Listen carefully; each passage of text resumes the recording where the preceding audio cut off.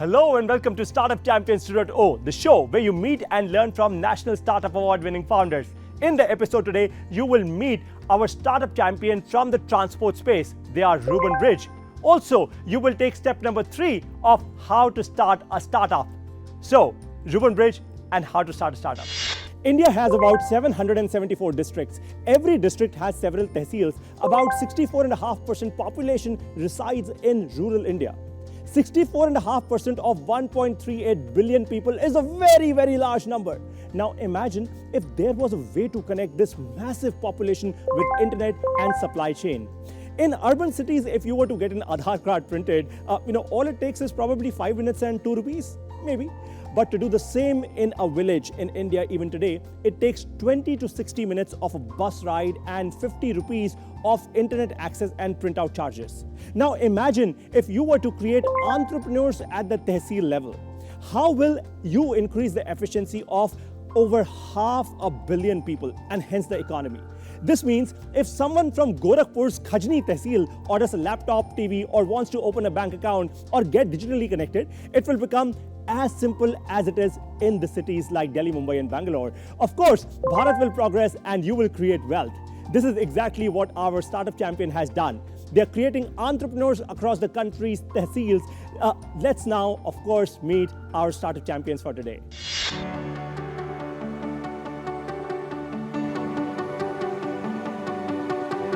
Cheers.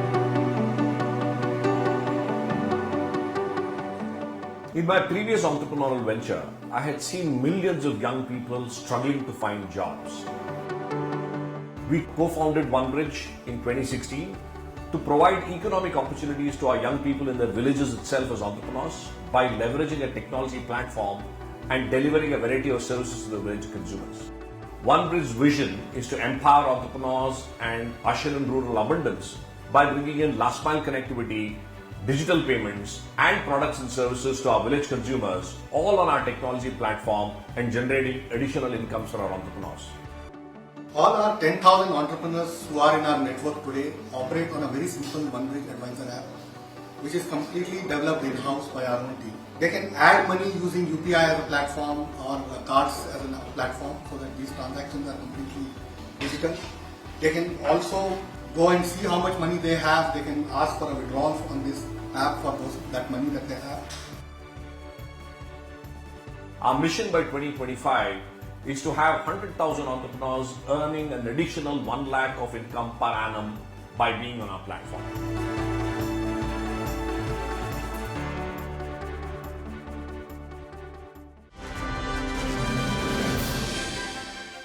So Madan and Anil, welcome to Startup Champions 2.0. Thank you. It's an honor to be here. Fantastic, great. The first question that I have for the both of you is, look, for the both of you, your greatest wealth that you've actually created, apart from probably some wealth, is your impact in Bharat, right? I think the work that you guys have done is now creating entrepreneurs across Bharat. How did the idea of Ruben Bridge really came to you guys? So it started about 7 years ago. In my previous venture, was looking at youth employability very closely. A company called MeritTrack, which was India's first testing and assessments company. We had tested millions of people, and I was seeing that some folks are employable, some are not. And how do you then bridge the income and the economic opportunities gap? So when I sold and exited my previous venture, my heart was with the young people and the entrepreneurs. And the idea was that, hey, if we can create entrepreneurial opportunities in their own district, tehsils and villages, then people don't need to migrate in search of jobs. And we can also bring in abundance to the villages. So that was the thought that triggered the whole concept of Ruben Bridge. Ruben stands for rural urban, and we wanted to do the bridge. Fantastic. And now, of course, for the both of you, how did you fund your business on day one? I do understand, once a business, of course, starts growing, you get cash flows, you become a larger company and so on and so forth. But on day one, after the idea, did the family support? Did you get the government to fund you? How did it all begin for you? As I say, usually a startup journey starts with 3 Fs, friends, families and fools. Started with our capital, but we started finding a lot of friends and, as I said, the angels. Sure. Who were saying, hey, I love the problem you're solving. Let me be a part of it. And we got a lot of support from the entrepreneurial community as we kept building this out. Sure, very interesting. And so now that you've sort of lived a certain journey, have you raised external funding? Yes, it's almost been 5 years that we've got impact investment fund called C4D Partners. They've been on our with us over the last 5 years. Wow. And we've raised our institutional round of capital as well. Oh, fantastic. That's great. Just as a follow-up question to that, so has funding or external funding changed anything for the both of you? Not really, except Not that, except that Anil used to have sleepless nights before to say, where will we give the salaries this month from because Yes, of cash exactly. flow issues. Sure. I think cash Ah, flow it has is become... so that we would solve that with that funding. Sure. So if someone wants to now become, let's say, an entrepreneur with Ruben Bridge, right? How do they begin? What we do really here is to go into the districts. We have a district coordinator. The district coordinator goes from village to village. We cover about 300 villages in every district. And we then get recommendations from the village on who is their most trusted entrepreneur, right? So we have, trust is a very critical component, right? So we look at entrepreneurs who've been there in the village at least for 2 generations and who the village recommends, right? Anil's team, which is the network team, then goes out and conducts a series of interviews with them, and then we select them. Wow. Now, I have a question on your strategy, because a lot of our entrepreneurs who are watching this show today would want to really understand how strategies are created in growth stage companies, right? So, Anil, when you actually reach out to potential entrepreneurs as partners across these tehsils, right? Yeah. One of the things that I've studied about your company is the fact that you ended up creating a large enough supply chain operations of your own. Yes. Why did you do that? What was the strategic thought behind that? Why did you not, let's say, partner with a third-party logistics company just to make it a lot more simpler for yourself? So when you talk about access, choice and convenience, if the connectivity is not there, so we're not able to reach to the end consumer. Sure. And the end consumer for us is the person who's actually sitting at the village and not at the tehsil or even the town level. Sure. So somebody who's sitting at the village, he doesn't even understand what is happening in urban market, what is happening in town. And that is only because the connectivity was not there. Sure. Even there are many claims where people are saying that we have covered enough pin codes, but the reality is nobody is going beyond district headquarter level and taluka, max to max taluka level. We are not even talking about district headquarters. We are only talking about the villages and villages. And that is what this connectivity, and how we can connect these things, we can connect only through local entrepreneurs.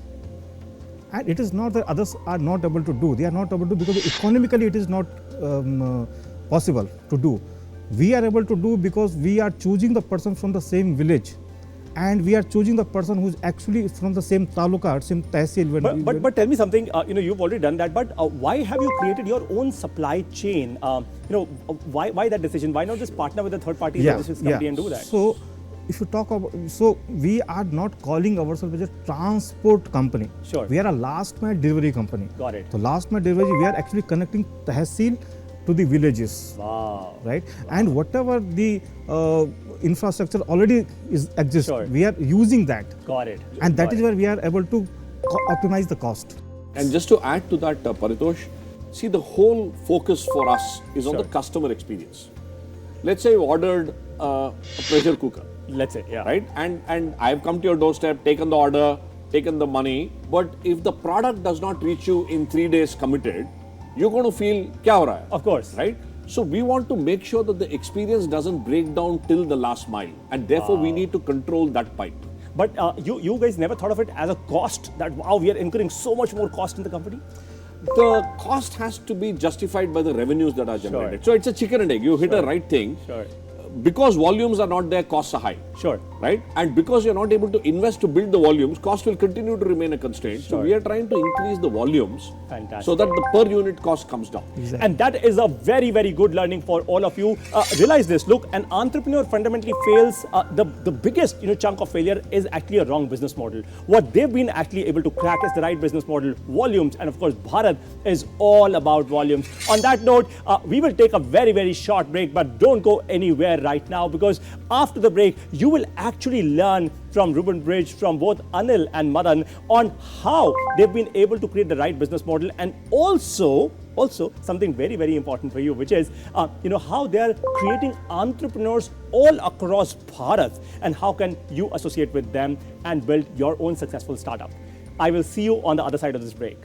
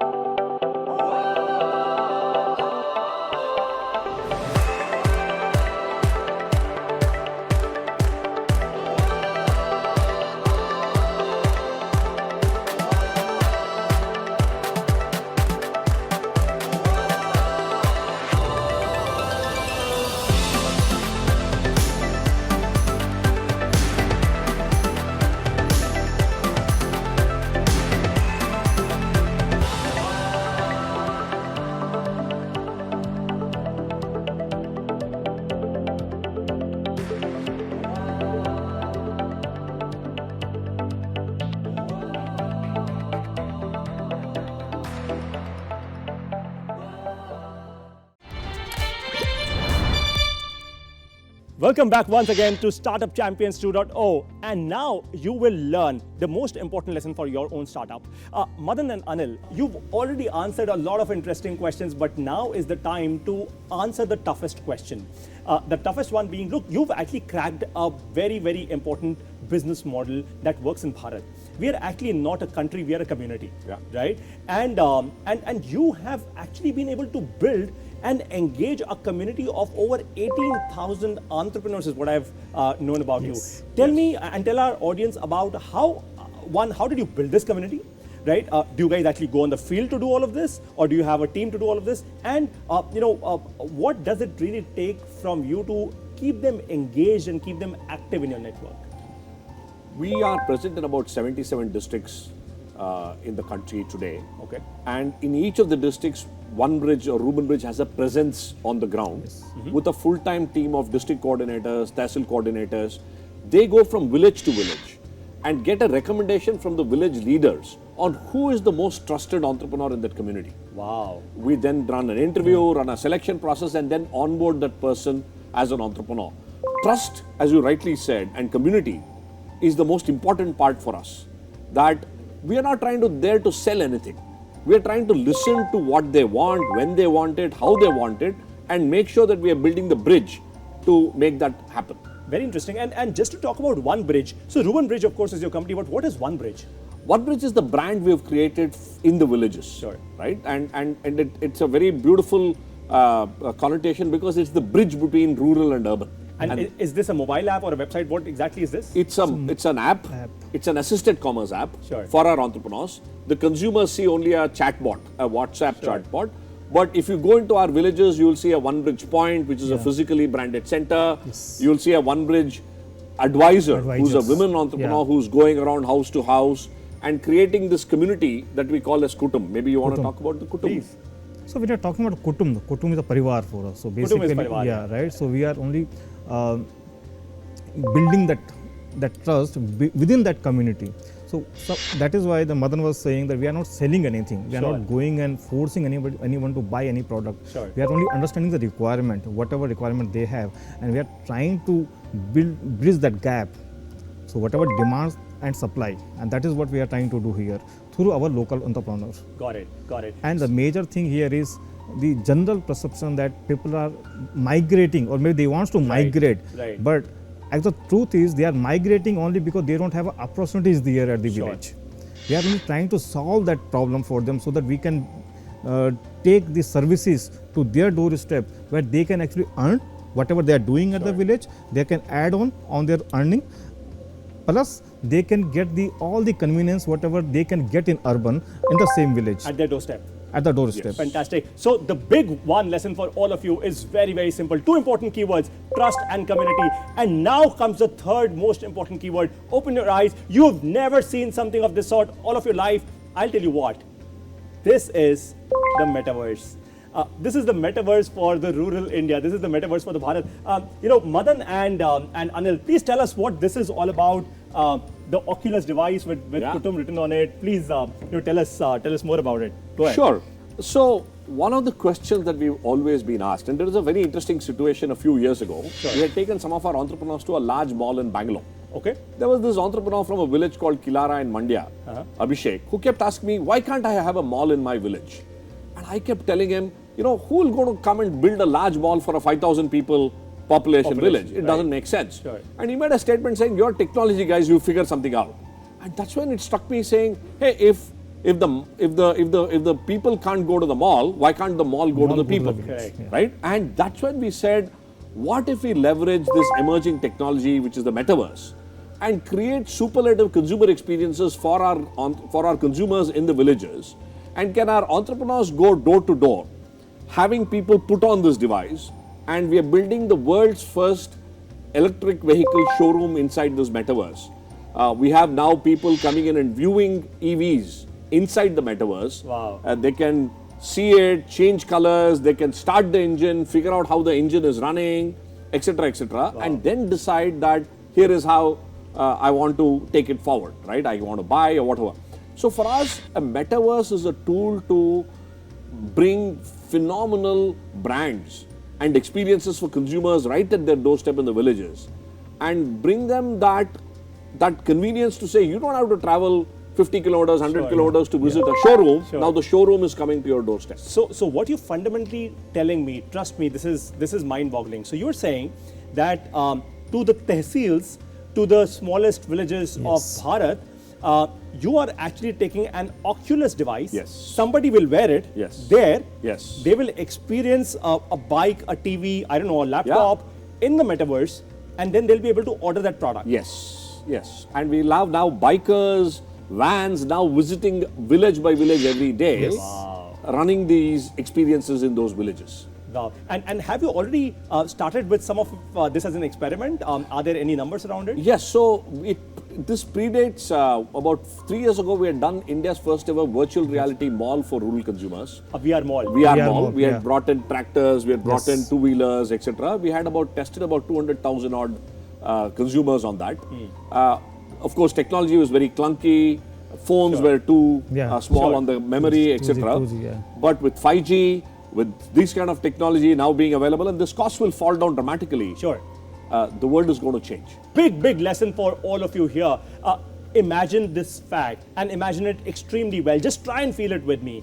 What's happening right now is with the metaverse, right, that the world is talking about. Now the metaverse is coming to Bharat.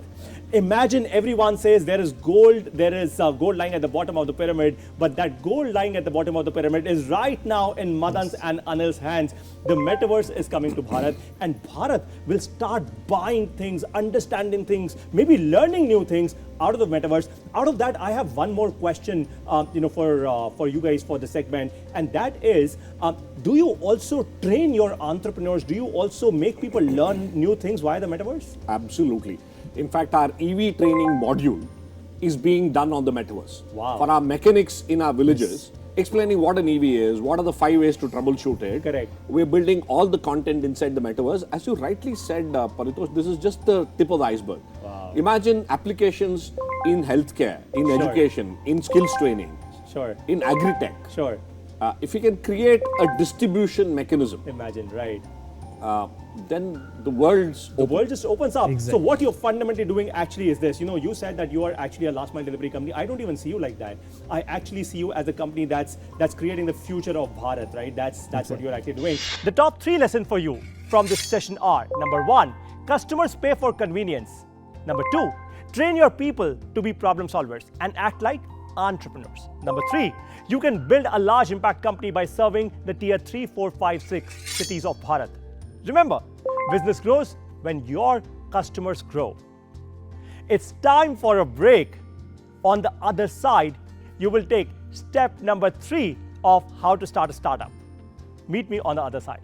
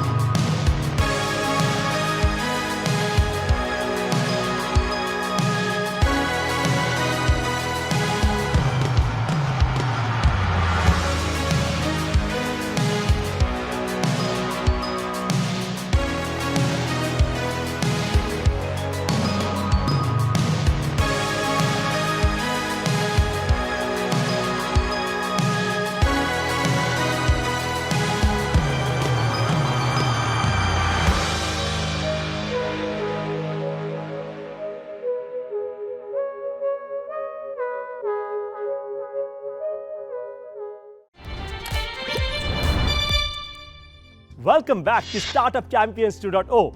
Let's now continue our journey of building a successful startup. Business grows when your customer grows. Let's now take questions from the audience. We have Madan and Anil, we have a question from somebody from Bengaluru. So Pranay, please come on screen and ask your question. हाय, मेरा नाम प्रणय है, मैं बैंगलोर से हूँ। मैं एक social sector organisation के लिए काम करता हूँ और मेरा स्टार्टअप वर्ल्ड में बहुत ही ज़्यादा रुचि है। मेरा आज का सवाल वन ब्रिज टीम से है।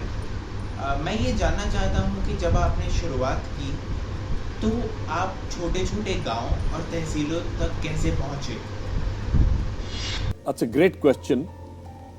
Thank you, Pranay. We started out small.